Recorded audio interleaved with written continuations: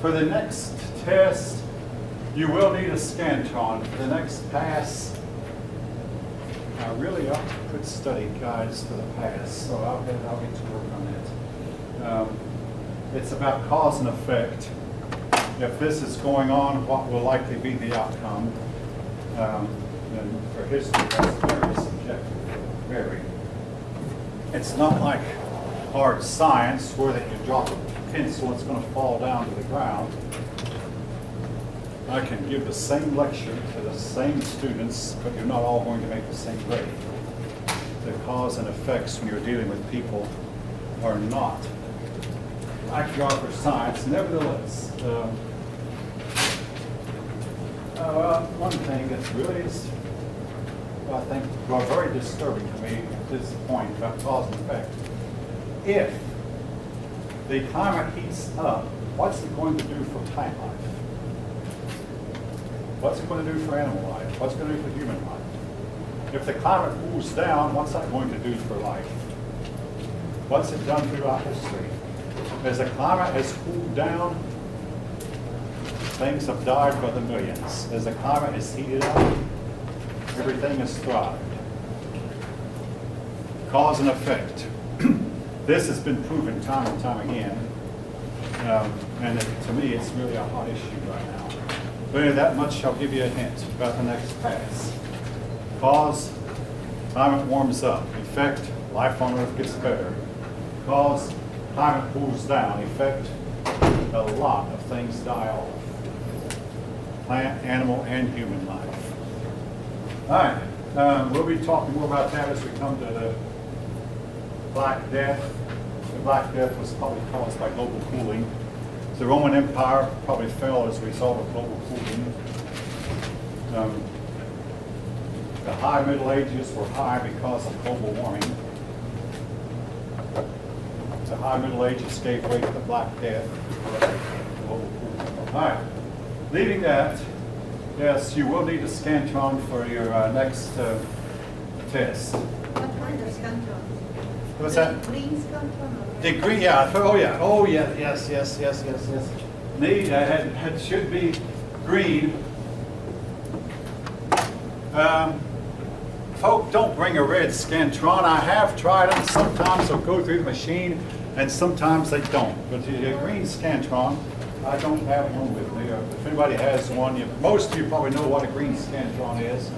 But in case you don't, if anybody has one, you can wave it in front of everybody. Anybody? Oh, I hear. Oh, just show to the class. Most of your classmates probably know what it is, but that's a green Scantron, folk. In case anybody doesn't know, one or two of you might not. But anyway, that's a green. They can be found in the machines when the machines are working, the vending machines, or they can be bought in the bookstore for about $1.50.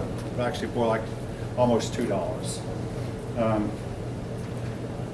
All right. Anybody have any questions? Okay. Yes. I need the other history class. I need to remake my test one. I need to take it. You told me Oh, about okay. I can't give it to you today, but see me after we supper time, either on Monday or Wednesday. Monday or- Mostly any time Monday except for 1 o'clock when I have class and 4 when I have this class. Just about any other time Monday.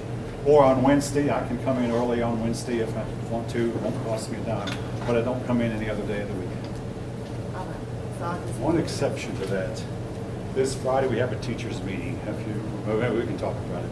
I don't know if you'd want to come in Friday or not, but this is one time I'll be coming here on Friday this week. Okay. All right.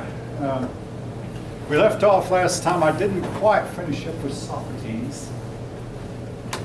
Folk, let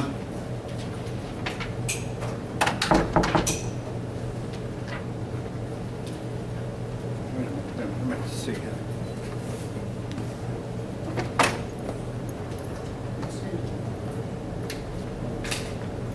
She got away. I now think she was from my other class, and I did not recognize her. I mean, my bad. Anyway, all right.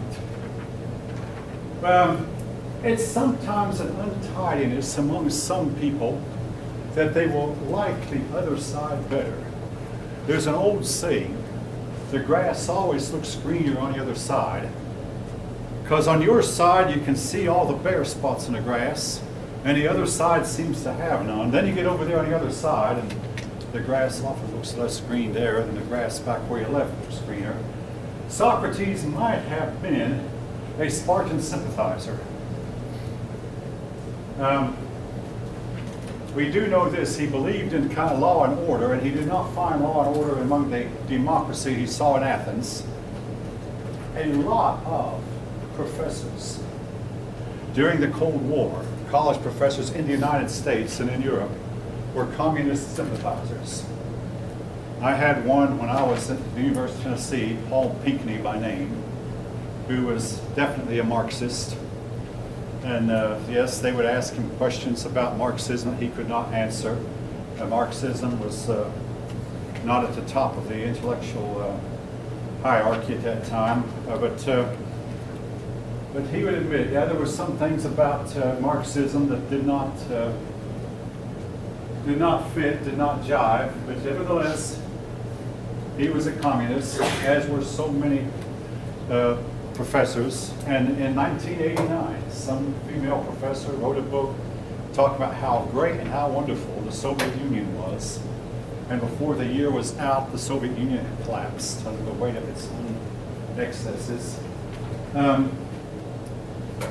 I can understand why Socrates might have been an admirer of Sparta, but if he could have seen in the future, he would have seen that Sparta became an extinct ghost town, and Athens went on to thrive and prosper. So Sparta had its problems also. Anyway, Socrates was finally called before the Council of 500. And if you actually read a detailed account of the proceedings, Plato gives it in very, pretty much vivid detail. Socrates said, hey, just what are you accusing me of? What is my crime? What's going on? If he had been more humble, perhaps he would never have been condemned. As it was, you might say he became smart-alecky or smart-mouthed toward the Council of 500. So the Council of 500 voted him guilty. The vote was fairly close. Then the next step was for the Council of 500 to decide on a sentence. The charge was corrupting the youth. I don't think Socrates realized the seriousness of the charge. But again, he said, what do you mean I'm corrupting you? Who am I corrupting? Here, look at Plato. Am I corrupting him? Basically, he became very smart-alecky toward him. So when the council voted on the penalty, they voted for the death penalty. The vote for the death penalty was much larger. These may not be exact figures, but it's like the vote for the condemning of guilt was something like 270 to 230. The close vote, when it came time to vote for the death penalty, the vote was like 370 to 130. They voted overwhelmingly for the death penalty. And a lot of it was because of his attitude toward the council, whom he said had no right to try him and no charge against him. Nevertheless, the council's word prevailed, and he was sentenced to drink hemlock on a certain day. Socrates met his death pretty much stoically. He was already 70 years old. And he said, well, what do I have to look forward to in life?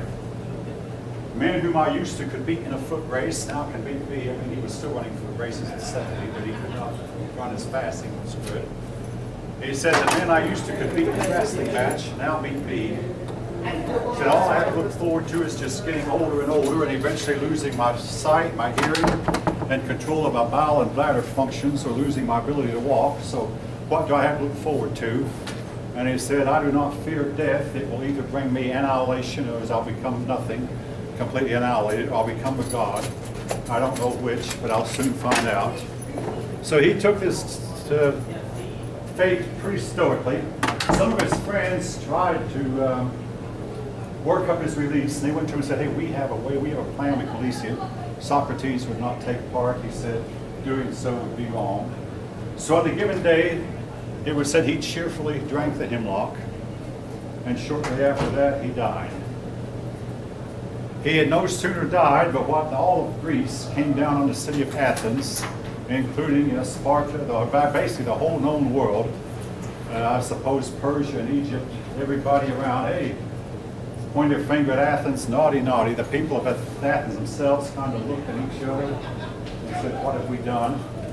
Socrates became a martyr, as was typical of so many people down through the ages who have been killed for their philosophical views.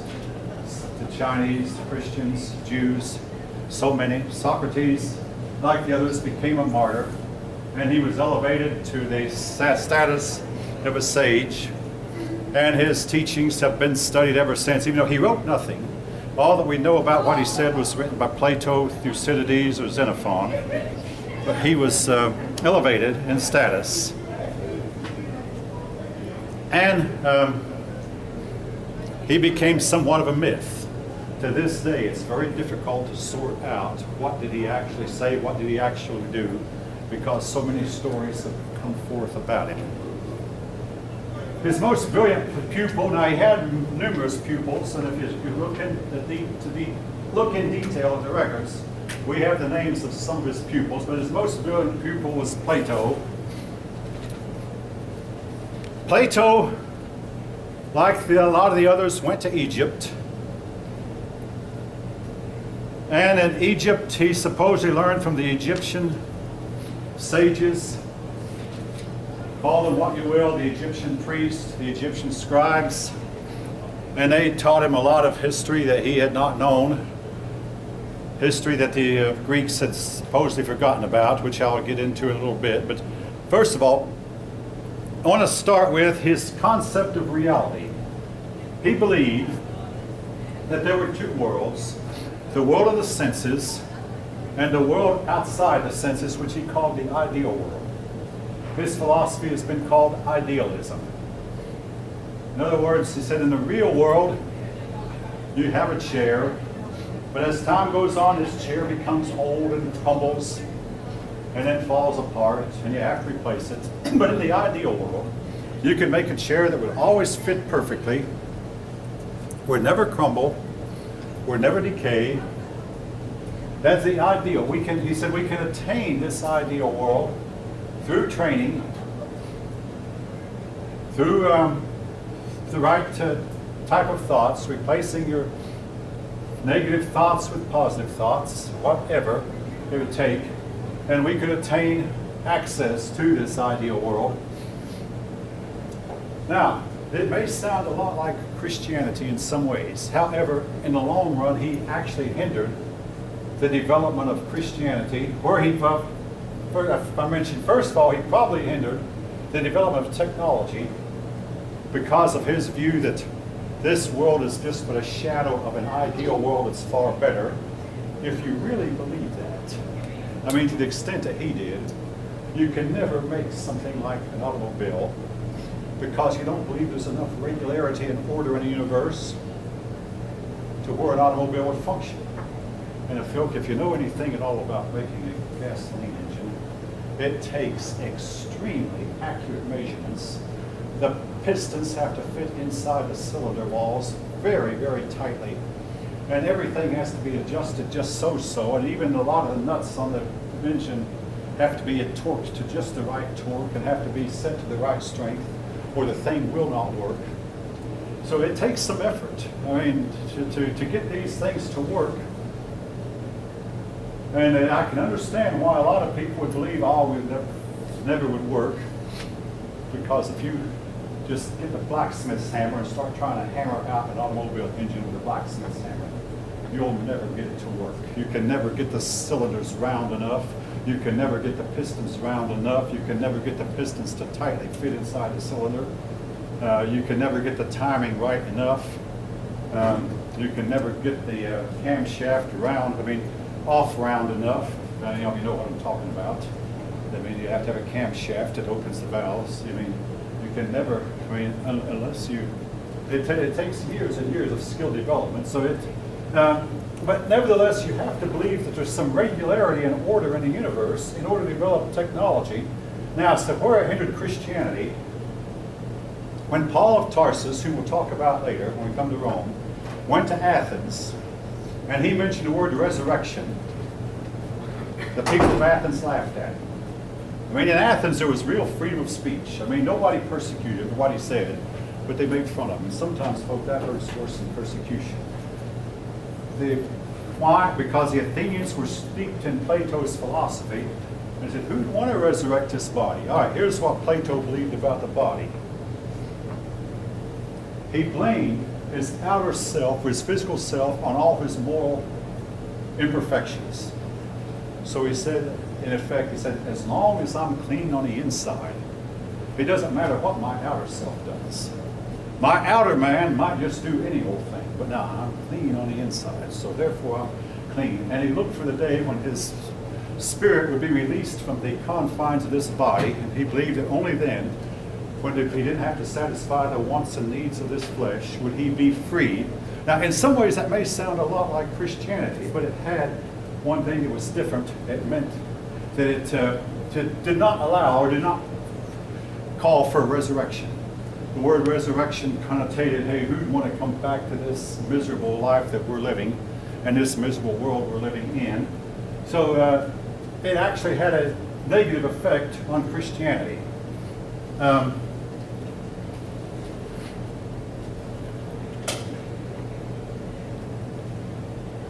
Anyway, he is famous for a saying,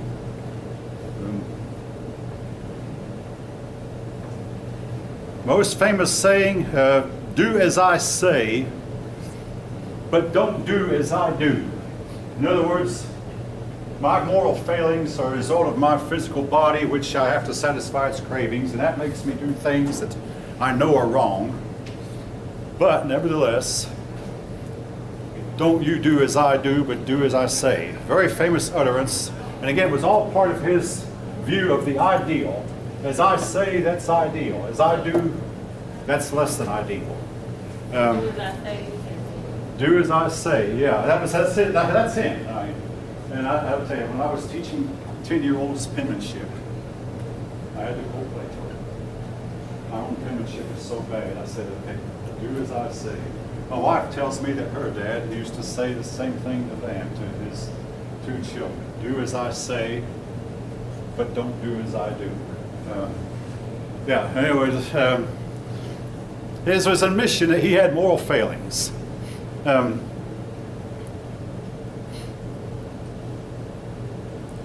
Now, in the course of his travels to Egypt, he learned about the land of Atlantis.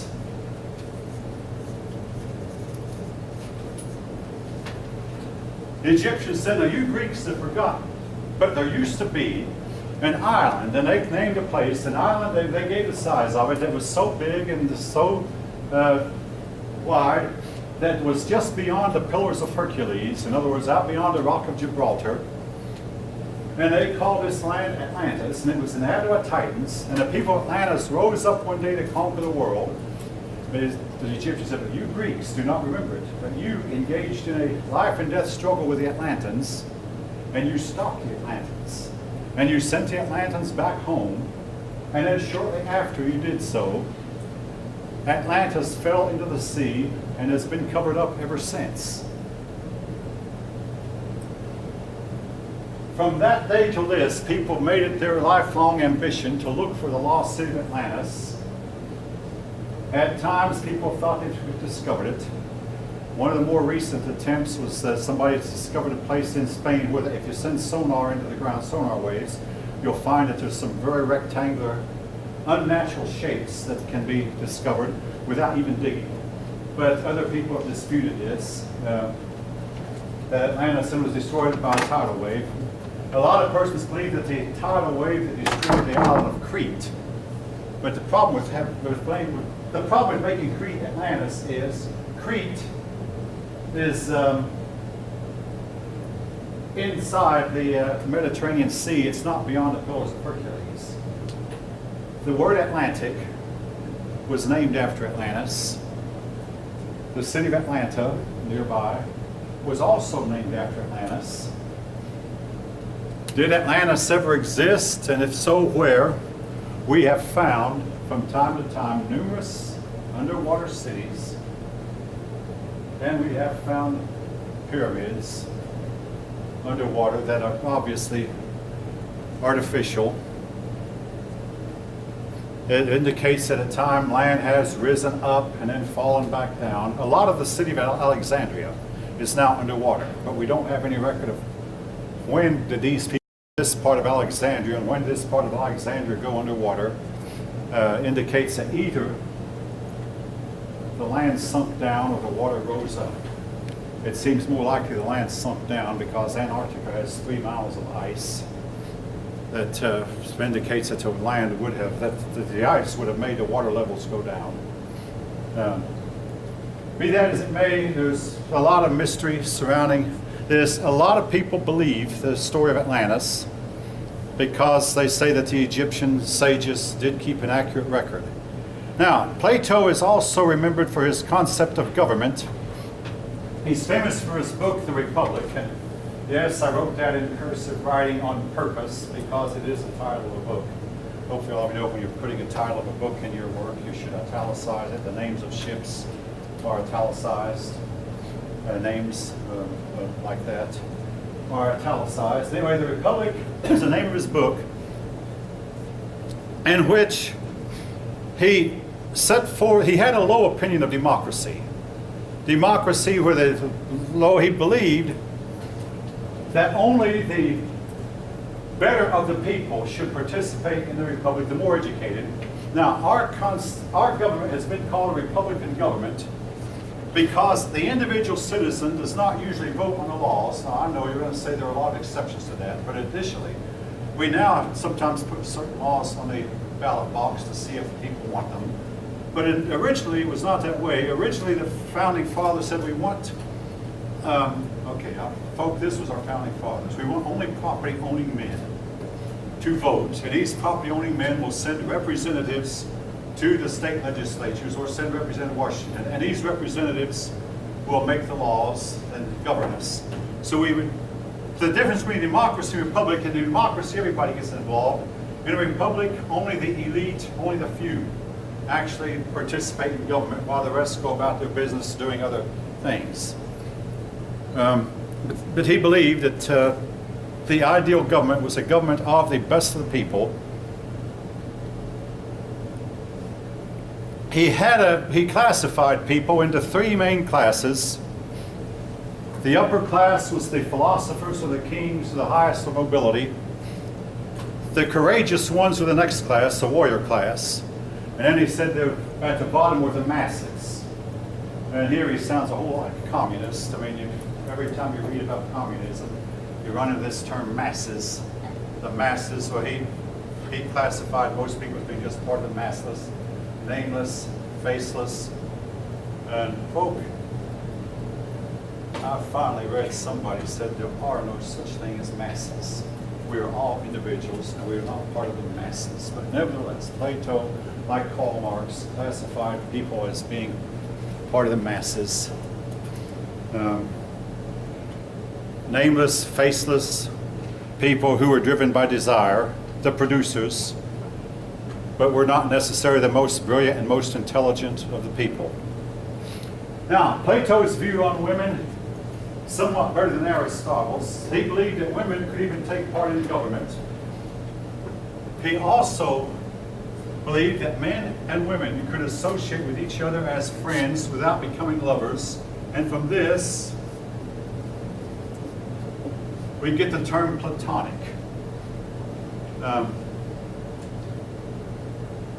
In the modern world, we often have to associate with members of the opposite sex on a platonic level. All right, I'll tell you on a personal note, I've told all 3 of my children, the workplace is no place for romance, and they act like they understand. I mean, I spent 27 years at Lockheed, and during that time with a lot of single people, but in a workplace environment, there's no place to hide. And I always consider them off limits. There's no place, because in the real world, you sometimes have to turn and run. And if it goes sour, I mean, you know, if you think, hey, no, I didn't want to leave a job like Lockheed, and I never had to. I finally retired on my mission. The time there was up. I could have stayed longer, but I wanted to do this. I always wanted to do this. So I retired. But that's it. To stay No, well, I have not regretted leaving. I have not looked back. Anyway, but Plato again believed that men and women could associate as friends.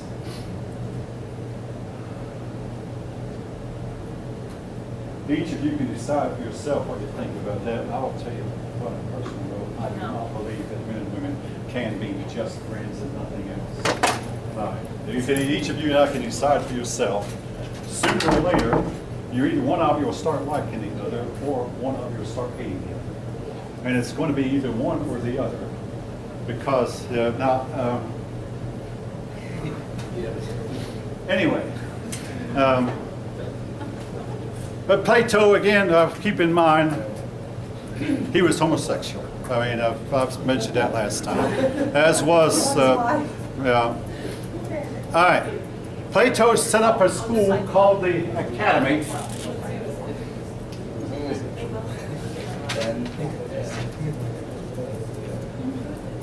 I'll say this about whether or not men and women can become friends. When you're unmarried, if you want to be, you have to make friends with members of the opposite sex. But most of the friendships you form with the opposite sex are going to end on a very sour note. Mostly end in disaster. Not always, but mostly. All right. This has been my observation, folks. Anyway, the word academy has come to mean private school as opposed to a state-run school. And again, I'm going to jump to 21st century. State-run schools on an elementary and high school level in this country are really in super sad shape. I've heard more than one talk show person call them government schools instead of public schools, government schools. And when the government gets involved, well, the government, to me, the government has no business educating children. And as most teachers have done, and I've taught in the public schools for 5.5 years, I won't school much. Funded. What's that? We funded education instead of like a $600 billion defense budget, you know. We might actually have. You know, you might actually have a better army if you did that, number one. But number two, generally homeschool students do better in the real world than state school students, children. I see a couple of heads nodding in agreement with that. Most spelling bee champions these days are homeschooled students. Now, I mean, I've known homeschool students that have their problems, true. All right. But anyway, the Academy, again, Plato School, we know the names of several of his pupils. Some of them were very high achievers, but the most famous was Aristotle. Now, Aristotle right away differed from Plato. And there's a famous painting that shows Plato walking along side by side with Aristotle, because Plato is an older man, Aristotle young. Plato has his left hand pointing toward heaven, and Aristotle walking on the other side, he has his right hand pointing down to earth. Plato's trying to tell his pupil that, hey, the essence of all our existence comes from above, and Aristotle is saying, no, the essence of our existence comes from us. We are the essence. And again, this reminds us today whether we believe in pure science and science only, or if there's something about the universe that's spiritual. Aristotle was much more materialistic. And basically there was a progression of these three men, Socrates and Plato and Aristotle.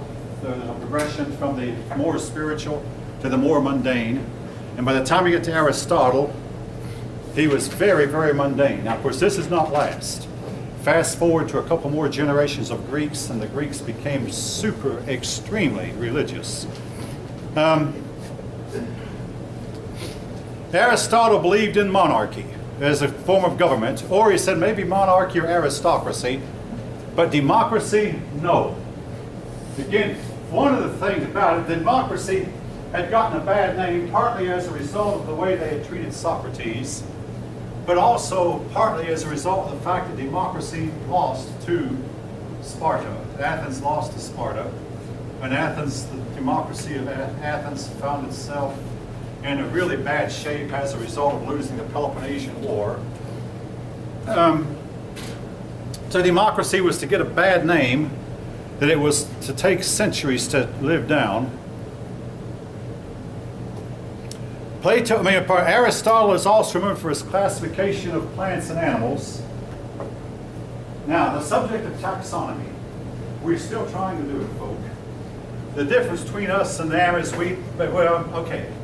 Aristotle classified animals that could fly in one class. Therefore, he put bats and birds in the same class. Any of you who know anything about taxonomy know that we today put bats in a class with mammals and birds in a class with the avian class aves.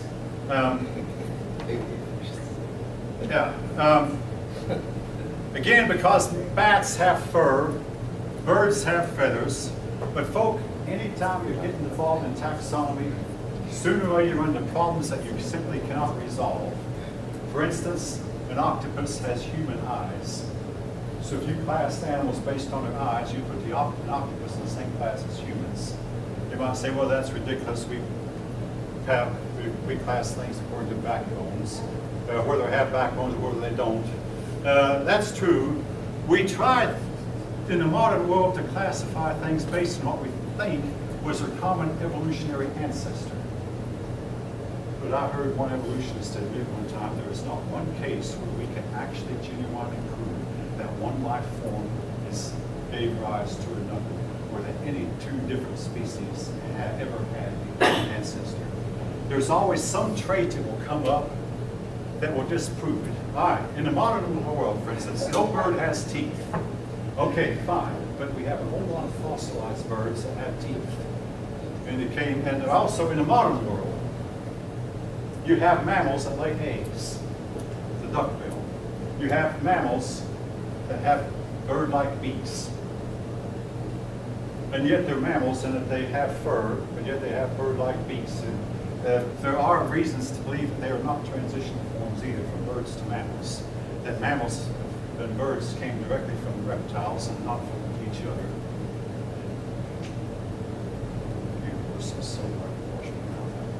Having said that, the focus is some things I don't believe. The point I'm trying to make, well, also, when they start studying certain types of salmon fish or certain types of fish, and they said, now, which class does this fish belong to? They'll find it has one characteristic that compels them to put it in this class. Another character that equally compels to put it in this class, they finally just say arbitrarily, we don't know, we've got to put it somewhere, so they admit to it, they just arbitrarily put this fish in a certain class whether it belongs there or not. You have fish that, most fish lay eggs, but some fish bear their young alive. I think I mentioned some mammals, a couple of mammals lay eggs. The subject of taxonomy is very difficult. Somebody says something. The guppy that I've talked about before, they do not lay eggs. The guppy bears their young live. Aristotle classified whales as fish because they live in water. Again, today we don't, because whales are warm-blooded. We put the whale in a class with a cow because if you look close at the whale has fur that looks a lot like cow's fur. In fact, you can hardly, I mean, just by looking at fur on a wall, the cow and the whale, you can't tell them apart. So they put the cow in the same, yes? Did you say that there's a mammal that can lay eggs? Yeah, the duckbill. Yeah, look it up. Yeah, mammals, the duckbill. Have any of you heard this? Yeah, the duckbill lays eggs, and I think the monotreme does too. The duckbill is an Australian animal. Yeah, look it up. Look up the word monotreme. Two mammals that lay eggs. There is a mammal in the Dominican Republic, very shy, rarely seen, that actually has poison fangs like a snake. The only poisonous mammal we know of. But so basically, folk, the subject of taxonomy has some compelling reasons why it's very difficult to do at best, because an animal will have a trait that puts them in one class and another trait that puts it equally in another. But anyway, Aristotle did try to classify animals and plants, but his was based more on their habits than their characteristics. Aristotle also observed the stars, which we can commend him for, and he concluded that the earth was a sphere. For instance, he observed the North Star. Let's say this is the North Star. He said, if the earth were flat, the North Star would appear at this angle here, go a few hundred miles away, and the North Star would appear at a slightly more angle. But he said the fact that The North Star appears at a low angle here and a much lower angle here, shows that the Earth is a sphere. Again, if any of you know anything about triangulation, you know what I'm talking about, that the angles would not increase as, would not decrease in size as much if the Earth were flat as they do since the Earth is a sphere. Again, we can commend him for that, based on observation, but, all right, now here is where Aristotle made some really serious blunders. And to me, he sums up all of humanity in that the smarter a person is in one area of life, the less smart he is in another. Most of you have heard of Albert Einstein, the biggest genius of our time, but Albert Einstein was caught more than once roaming aimlessly around his own neighborhood, and finally he grabbed him and said, please, can you help me? My name is Albert Einstein, and I can't find my house. This story is told about Einstein. But he could explain the universe now. He explained the universe. Oh yes, better than anyone else up in his time. He had the highest level of reasoning, but in other areas, of course, anyone can get lost. But to get lost in your own neighborhood over and over again shows somewhere the man had a few parts missing. Yeah, absent-minded professor. Yeah. I mean, anyway, Aristotle. Now, folks, I hate to say, retarded 10-year-old who could answer this question. If you drop a 100-pound ball and a half-pound ball, both of them made of lead, from a tower, which one of them will land first? One of them weighs 100 pounds, the other weighs 200 or half a pound. Which one of them will land first? Say again? At the same time. They're both going to land at the same time. Aristotle observed a feather and a rock and came to the conclusion that a feather was lighter, therefore would fall slower, and came to the conclusion that lighter objects fall slower than heavier objects. If he'd have observed just a little teeny bit more, he would have known better. Instead, he set science back hundreds of years. Suppose that Galileo went to the Leaning Tower of Pisa and dropped a 100-pound ball and a half-pound lead shot, well, an iron shot. Both of them fell at the same time, except for one thing. The 100-pounder fell slightly behind the half-pounder. Galileo said it was due to wind resistance.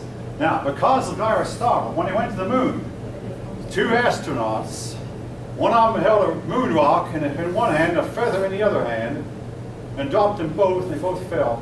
But before we went to the moon, though, somebody pumped air out of a vacuum chamber, and some man got in a spacesuit and dropped a feather in a rock. In a vacuum, the feather falls as fast as the rock. One of you nodded here like you've heard this experiment before. Yes, this has been proven. The only reason a feather doesn't fall as fast as a rock is the feather is held up by the air, and not by the fact that it's lighter. Again, Aristotle's blunders. He made a few more. Well, he had no use for women. I've mentioned that. He said that to him, women were the only good they did was bear children and keep the human race going. But other than that, he said they were worthless. Therefore, family life went out the window. Well, I'm going to elaborate a little bit more on that a little bit.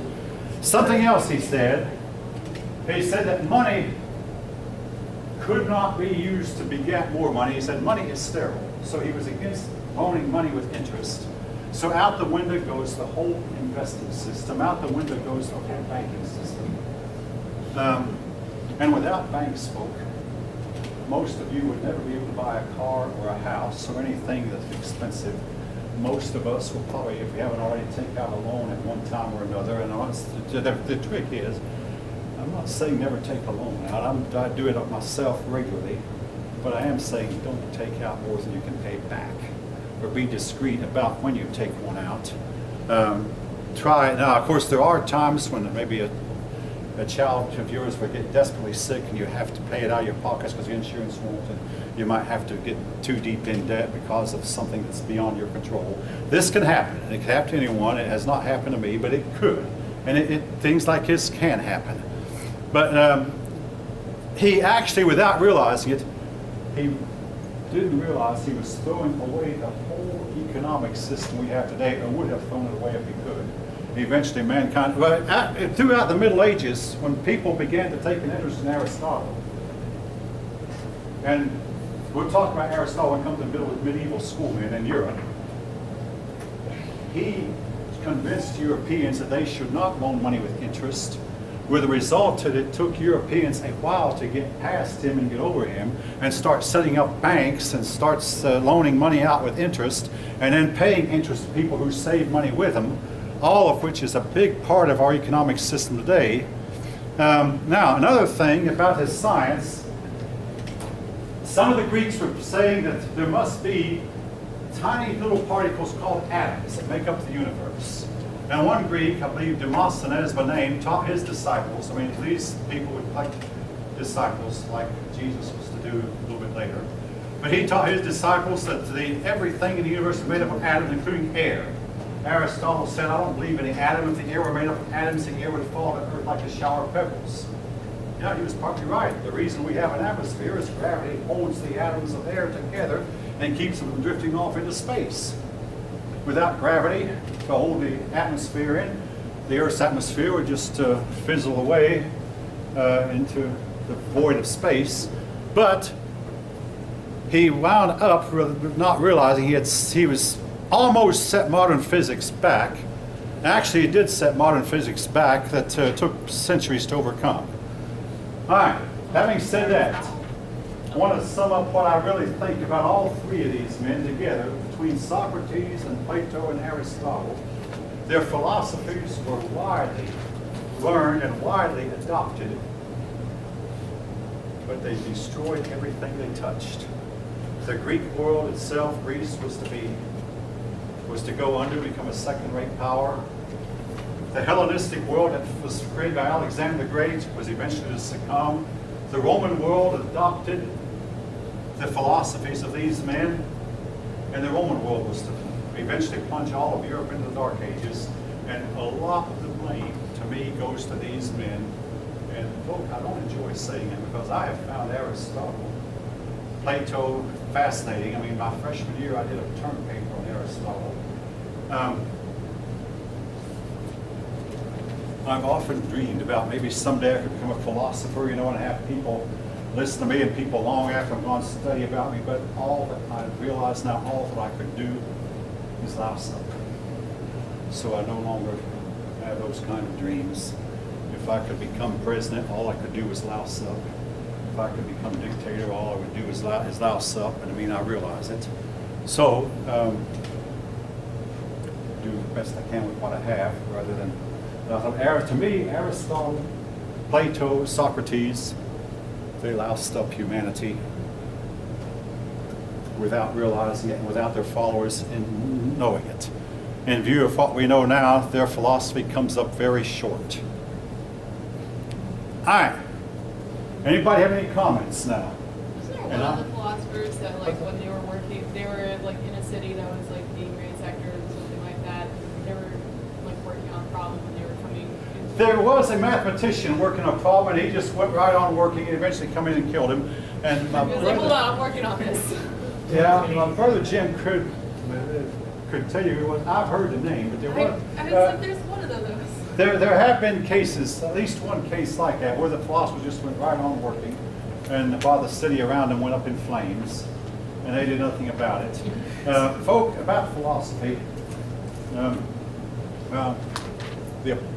Paul of Tarsus, whom I mentioned earlier, had nothing good to say about philosophy or philosophers.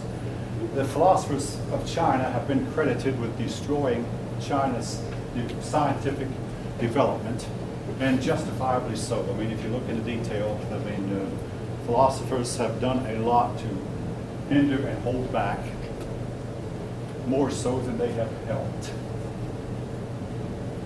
How so? How so? The Chinese philosophers convinced the emperor that banking led to greed, that paper money led to greed, so they should destroy their banking system of paper money. This you can verify. This is in the book, by the way, when you read later on in the history of China. Also convinced the philosophers that, the philosophers convinced the emperor that they should allow their big ships to rot, so all the trips that China made to Africa and to North and South America was all done away with. The Chinese were here first, long before Columbus. But the philosophers destroyed it. And they didn't realize that without banking, without paper money, you cannot have a complex economy that will grow and it will develop things like the locomotives, steel mills.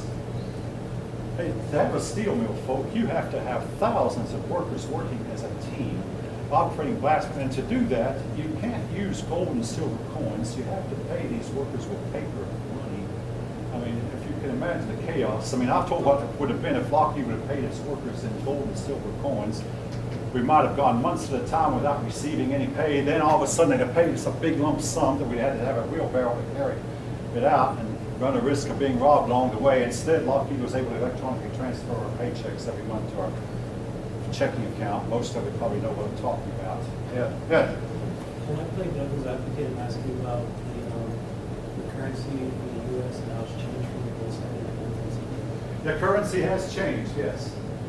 Yeah, at one time, all paper money was backed by gold and silver. And when I was a kid, all dollar bills had on them in silver, payable to bear on demand.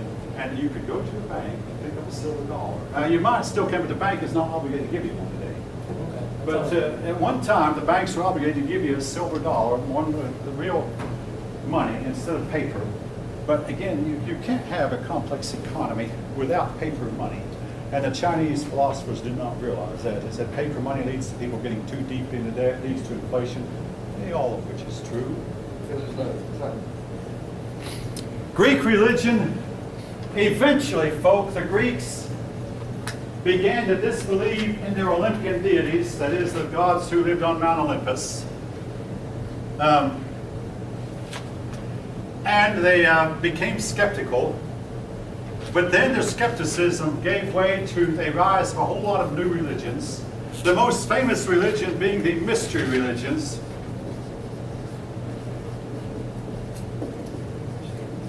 The mystery religions have been compared to Christianity in that they involved emotion a lot. They involved the emotional experience.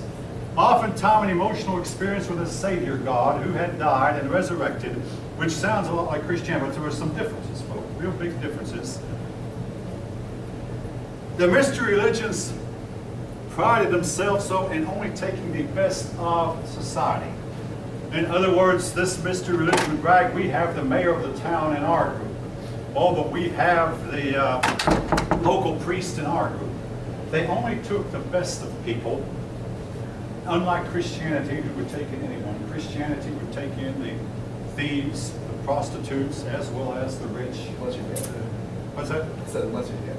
Yeah, well, they actually, they believed that was I'm forgivable. sorry, I'm being serious. I mean, yes, they believed that was.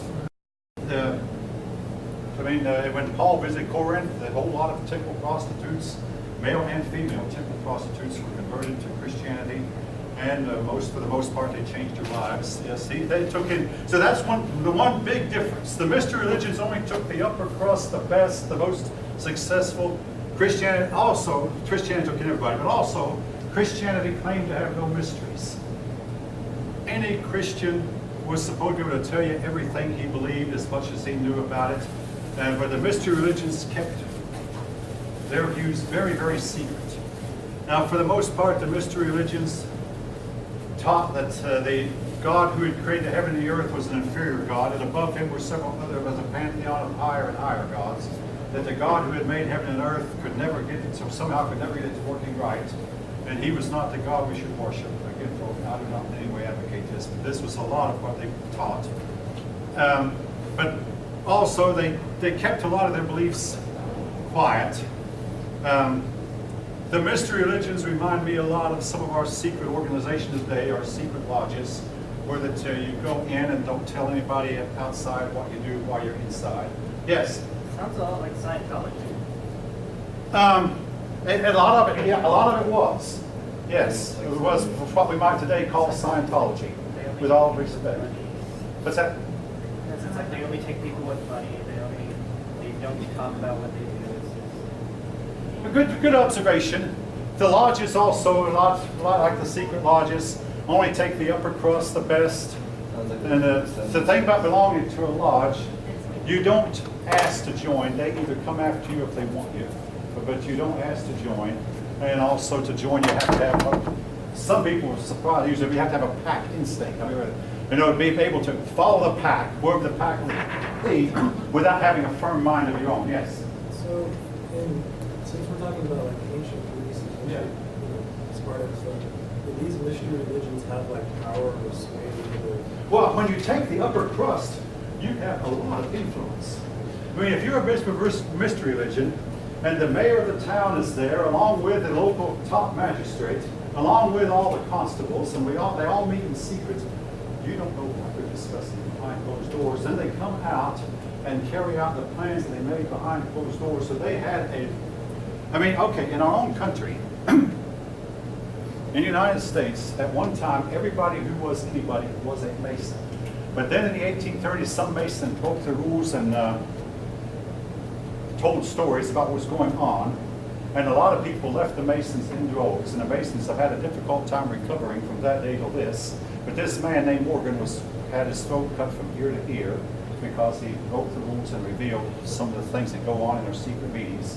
But he told that they get together in secret and they decided on all the, their policies, and every one of them in the lodge was expected to go along with it. Well, a lot of people decided we're not going to vote for anyone who's a member of a lodge. So they started electing people who were not members of the lodge, and found that these people who were not lodge people could not get the job done, could not get anything done, because they were always opposed somehow. But only the lodge people could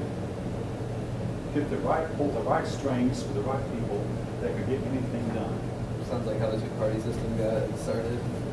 Yeah, whatever. Yeah, you can believe what you will, Pope. But the things go on behind the scenes that the rest of us do not know about. Anyway, the mystery, yes, they had probably a whole lot of political pull, a whole lot of influence. But anyway, these religions became very popular among some people. I mentioned that eventually the Oracle of Apollo stopped talking to its followers. And again, if it had been all fakery and quackery, why didn't they continue with the fakery and quackery? Again, that's just a question I'll throw out to you. You can believe what you want to. About family life, I want to cover in brief. Women were expected to stay at home. The Greeks at first believed a woman's place was at home, but this did not stay that way. As time went on, women became more and more and more independent, particularly Spartan women, because the Spartan men had to live in a barracks till they were 30, and Spartan women became more and more independent, and this example may have been due to the Spartan influence spread over Greece. And after a while, the women became more and more independent. The women married oftentimes as young as 14. Now keep in mind that life was short. The average lifespan was probably around 30. Now they had people who lived to be 100, the same way we do. Every generation is known to produce people who live to be 100. Today we have a higher percentage of people reaching that age. And I want to say this about lifespan. In the last 20 years, the average lifespan of the American has gone slightly down instead of up like it should have. Now, as far as extending life, you read that in science fiction where we extend life to be 150, 200, 300 years old. We have not been able to do that. What we have done is it appears that in our genetic makeup, the absolute maximum one can live is 120 to 130. And we have more and more people getting close to that, but we have not been able to find a way to break that barrier.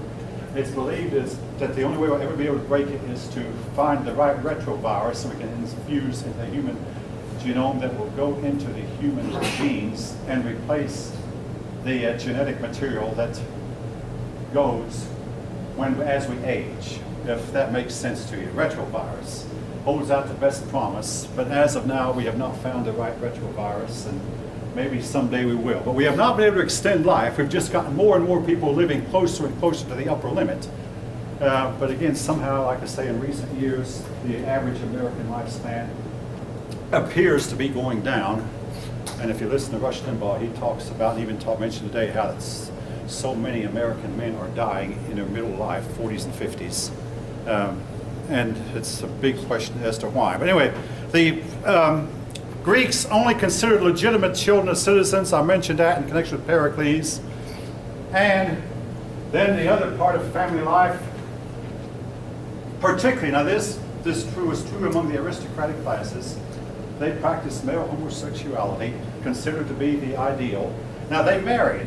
I mean, when I say married, they married a member of the opposite sex so they could carry on the family name and have an heir and pass on their estate to their own offspring. But most of them, they've had young boys that they liked also. Now, I'll say this. The book says we don't know if this extended to lower classes or not. I will say, though, if their gods were doing it, if their kings were doing it, if their wealthy aristocrats were doing it, and if the philosophers were telling them it was okay, it's hard to imagine it did not extend to the lower classes. But, now, and I want to throw this in. The Greek society came to an end, fell flat on its face. And the city of Thebes had pairs of homosexual soldiers who lived together, and they supposedly you couldn't fight one without fighting them both. Alexander the Great, who was himself said to be homosexual, came in and wiped them all out and burned the city to the ground, destroyed it, but was never rebuilt. They basically, the homosexual Greeks destroyed each other. All right. That's all I really want to say on that subject. And no, this is one time I want to say, I don't really want to discuss the topic. I mean, it's a super, super, super hot topic. Was that story in the Bible? But that, What's the story in the Bible when the city burnt the city down? Sodom, the city of Sodom was destroyed. Yes. All right. Okay, I'll move on. Back to the political history. Alexander the Great. Alexander the Great has been called the greatest military leader of all time.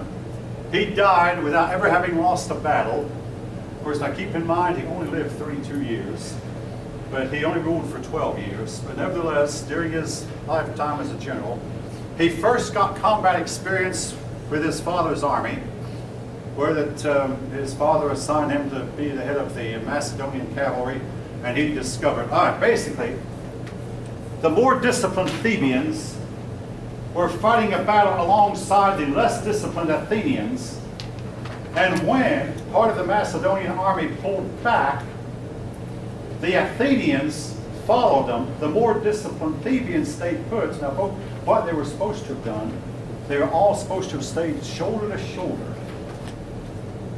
And if the enemy pulled back, they were still to stay back where they were. Instead, the less disciplined, more democratic Athenians followed the retreating enemy and left a gap wide open. Alexander saw the gap and charged right smack into the flank and destroyed much of the Athenian army by hitting them on the side. This was before he got to be king.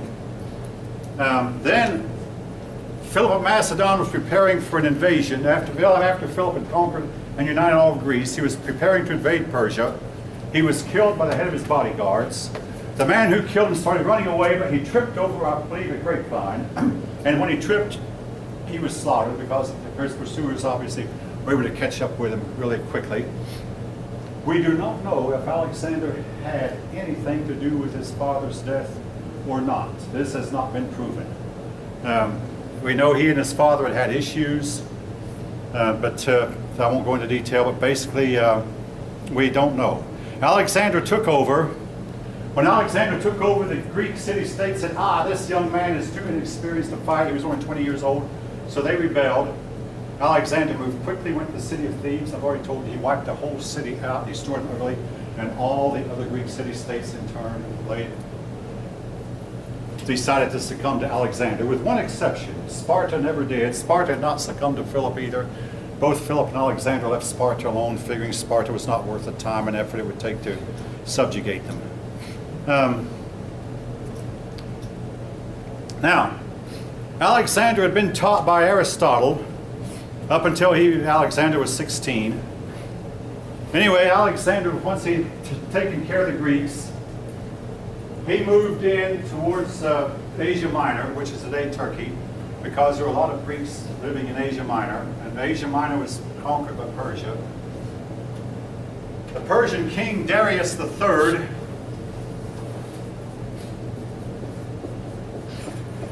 Persian King Darius III has opposed him. And Darius's army almost won the initial battle. In fact, some say that Darius actually started out winning the first battle, but Alexander was able to rally and throw out Darius III, and force Darius III to run. Alexander then went on to conquer all of Asia Minor. Once he conquered Asia Minor, Alexander then went down the eastern coast of the Mediterranean toward Tyre. He sent some ambassadors to Tyre to talk friendly to the people of Tyre and offer them to surrender. And of course, ambassadors were supposed to have diplomatic immunity. Instead, the people of Tyre arrogantly killed all of Alexander's ambassadors. Alexander said, "You'll pay for this." So Alexander built a causeway. You know, basically he built a roadway from the land. Tyre was located out in the middle of the ocean, an island about a half a mile out in the ocean. He built a bridge work, a causeway, all the way out to the city of Tyre. Then he rolled siege works against it, big heavy logs that people used to knock into the walls of Tyre and destroy the walls of Tyre. And he completely obliterated Tyre to the ground, and from that day till this, the city of Tyre, one of the wealthiest cities, or the big Phoenician capital, the city of Tyre has not yet been rebuilt.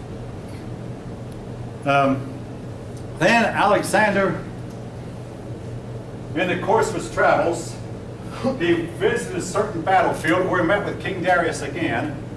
This battlefield was an area shaped like this, and folk, I was there once in March of 1985. This area is called the Plain of Megiddo, otherwise known as Armageddon. Now, if any of you have heard of Armageddon, the writer of the book of Revelation said the last battle of the world will be fought there. And Armageddon, it's designed in such a way that there's no room for flanking maneuvers. Basically, the enemy meets each other head to head. There's no getting around the enemy's flank. And for the most part, your commanding officers on these sides of the hills can see everything that's going on, can see all the soldiers. Alexander turned his army in such a way that if he lost, he would have to flee deeper into Persia. But if the Persian army lost, they would have to flee towards Alexander's territory. He basically reversed the battle and engaged them head on. Alexander won the battle. He marched on down heading toward Egypt. On his way to Egypt, he passed by Jerusalem, Judea, the land of the Jews. He told the Jews that they needed to worship him. The Jews refused. He said, "Okay, I'm going to conquer you." But instead, some Jewish rabbis came out, and they opened up a passage written by the prophet Daniel, supposedly 300 years before, and they said to Alexander, "Look here, we know you're going to conquer Persia because one of our prophets told 300 years ago. Now, don't feel insulted because we do not worship you. We have only worshipped our own God, but we do honor you. We believe you're the person foretold by the prophet." Alexander was so enamored by these people that he exempted them from worshiping him. The Jews did pay tribute to him, though. And then Alexander went on in Egypt. There in Egypt, he conquered Egypt and took the title of Pharaoh. Then he went deep into the desert to an oracle that was located deep into the Egyptian desert. Of course, you know everything about Egypt, 90% of it is desert anyway. But he found this oracle, and he inquired two things of the oracle. Number one, who is my father? And number two, is everybody who tried to kill my father Philip dead? The oracle assured him. Now this is one time the oracle gave a definite answer, not a vague answer. The oracle assured him that everybody who had tried to kill his father was in fact dead. But then they said, "Don't worry, Philip of Macedon was not your father. Your father was Zeus. Your mother had a liaison with Zeus." The folk, this you can find if you look up Alexander. I'm not saying it's true, but this is what the oracle told him. So Alexander took the title of Zeus Antipater, or Alexander, son of Zeus. And then he went back and rejoined his army and went on to chase after the Persian king. Eventually, the Persian king Darius was killed by his own men. And then Alexander took his crown and claimed that he was now the very high king of Persia.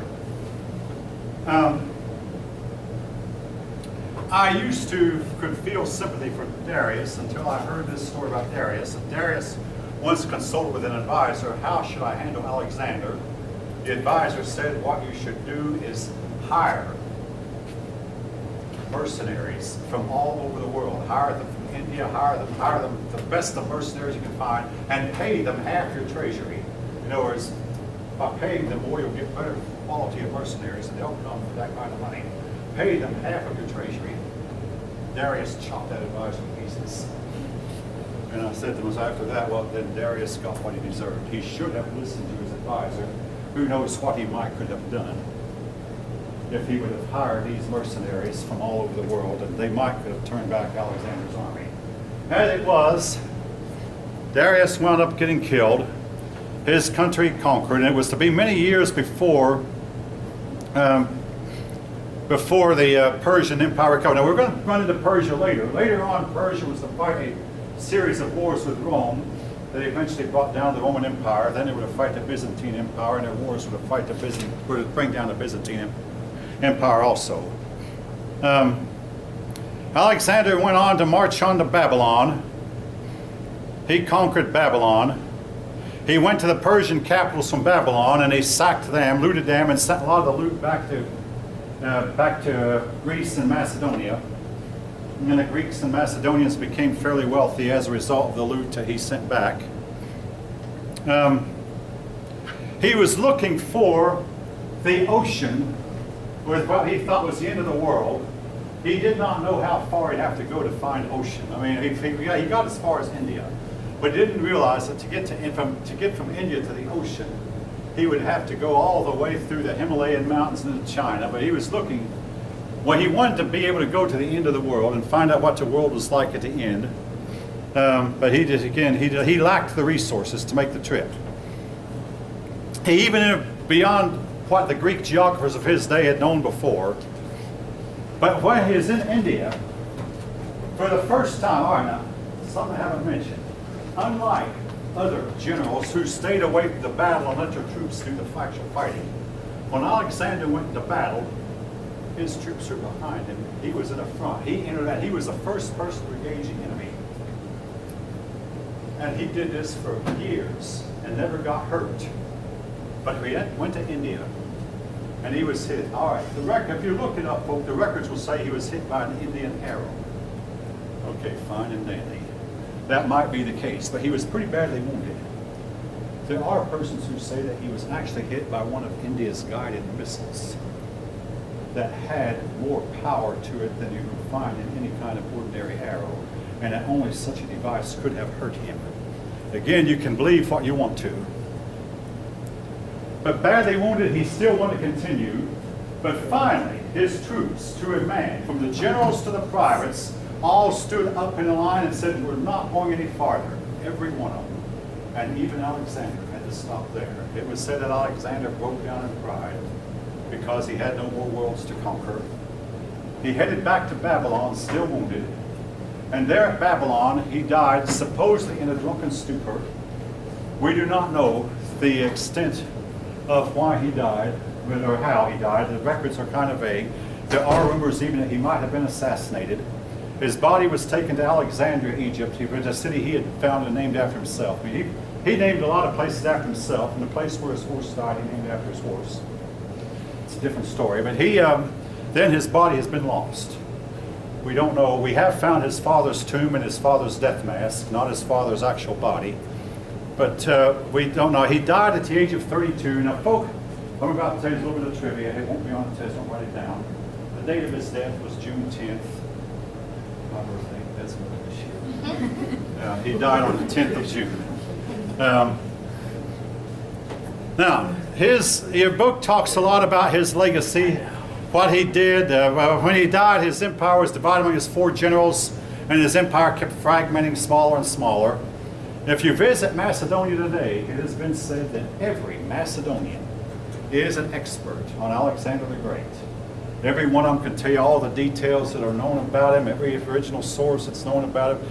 Every Macedonian, they all talk about Alexander to this day. Alexander believed strongly in Greek culture, and he spread Greek culture throughout the world.